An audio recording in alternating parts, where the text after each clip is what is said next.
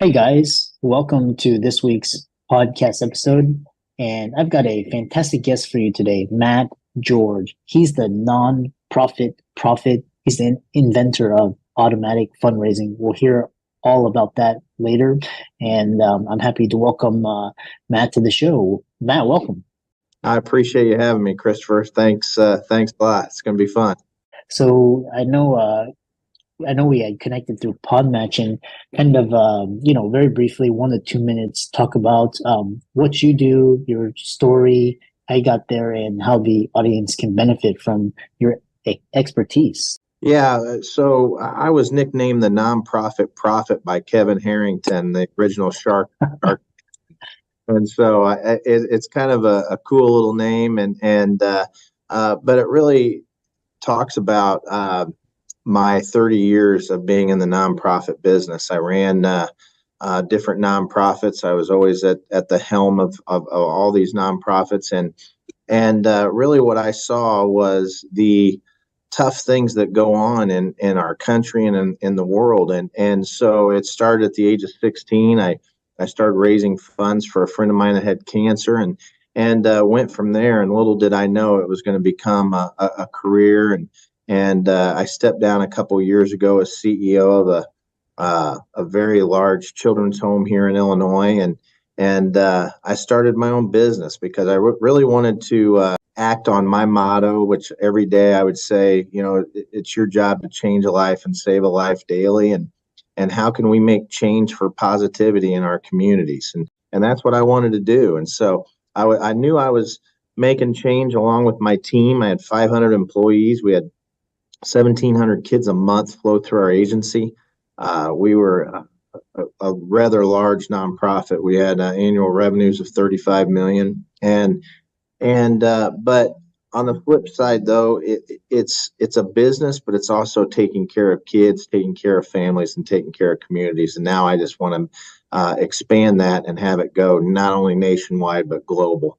Yeah, I love that. One thing I always ask innovators and entrepreneurs is their motivations and what is your why? Why are you doing this? Obviously you're very successful. So what drives you? I think what drives me is that personal mission inside of me of taking care of people. I think I was born that way. I always thought that. I always felt that way. I would wake up as CEO every day and I would sit there and I'd say, it's my job to fight for the people who can't fight for themselves. And sometimes it was kids, sometimes it was families. It's community. I have another belief that it's your job to take care of the community you live in. And so I've written several books and talk about that in the books of just taking care of each other. We've kind of lost our way in the United States in some sense, and we need to find our way back. And I think with this divisiveness really is garbage. I think when it comes down to it, it's about taking care of each other. And it's about understanding that your view and my view may be different, but it's a view and that's it. And I don't have to dislike you for a view. And it trickles down because what I've seen is I've been on a cross country tour, 61 cities at the last part of last year, and on this Change Lives, Save Lives tour I was on, and I went around to communities and I saw pain.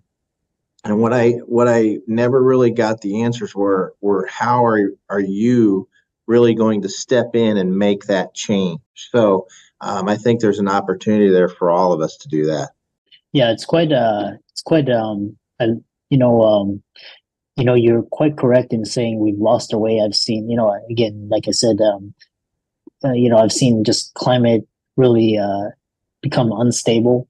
And I've seen, the national debt, and we're fighting these useless wars, and our education, all these systems are just falling apart, and we're still wasting money on these, very useless things. But so I love how you're taking that and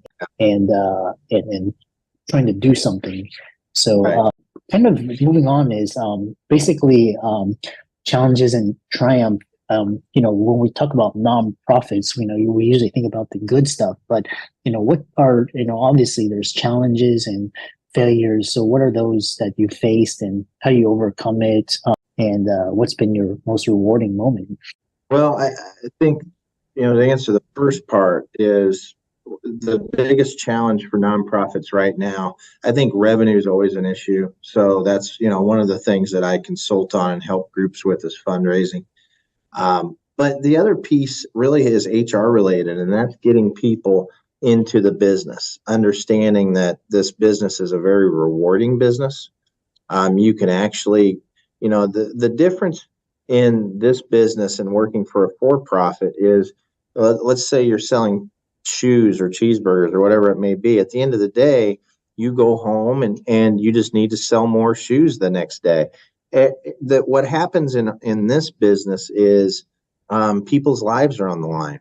So you take that with you to try to help them solve problems, and whether it could be families or whether it's kids or whether it doesn't matter who it is. That's the challenge that's going on right now. So hiring and getting good people into the business is the hardest part. The most rewarding is seeing people win, whatever that means. And it means different things. But, the bottom line is poverty's not going away. Poverty's here to stay. But it doesn't mean that you can't do good things in the situation that you're in. It doesn't also mean that you can't ask for help, or we can't help other people. And I think that's kind of the disconnect. It doesn't matter whether it's homelessness or whether it's related to mental health or whatever it may be. There is help out there. Not everybody knows how to get it, but there is help. And that's what is the most rewarding thing, is to be able to talk to people like you, Christopher, spread the word to say, listen, we're all in this together, whether you like it or not. And we have to sit here and help people. I love that. How did you, why do people call you the non-profit prophet? I'm just curious how this came about. In my first book I wrote was called Nonprofit Game Plan. And it was doing really well, and it hit #1. And Kevin Harrington on Shark Tank, who, his claim to fame is many things, but he invented the infomercial. He had like the Jack LaLanne juicer and the George Foreman grill and the Ginsu knives, and he was really promoting all of these huge products back in the 80s and 90s. And then all of a sudden, I got connected to him, and I wrote this book, and he pushed me to write the book. And at the top of the book, he wrote that Matt George is the nonprofit prophet. He is the CEO of our lifetime. And I couldn't have been more flattered. It was one of those compliments that I humbly took. But at the same time, I'm a realist, and I'm not arrogant to a point to where it goes to your head. I took it as, I have to be able to take what he's saying and others are saying and be able to use it for good. So that's what I do right now. I use it for good. Oh, yeah, I love that. So what are your key strategies for fostering community engagement and ensuring that programs and initiatives meet the actual needs of the communities they serve? It's a great question. I think, one of the most overused terms, and the term that I don't like, because everybody has their own definition of this word, is collaboration. People don't know what that means, and so they interpret it different ways. We need to really nail down what collaboration means, and then we actually have to work together. And I give you a couple of examples. In my hometown, there's 7 after-school programs. Why are there 7 programs? There don't need to be 7 programs. There needs to be 2 great programs. So what needs to happen is the 7 need to get together, and they need to figure out how they are sitting here and have the outcomes that they say they're going to have, and actually make the change for these kids for these after-school programs. We all know, the stats are there, that the most dangerous time for kids in schools between 3 p.m. after school and 6 p.m. That's when a lot of violence can happen, or crisis, or harm. So these after-school programs are very, very important.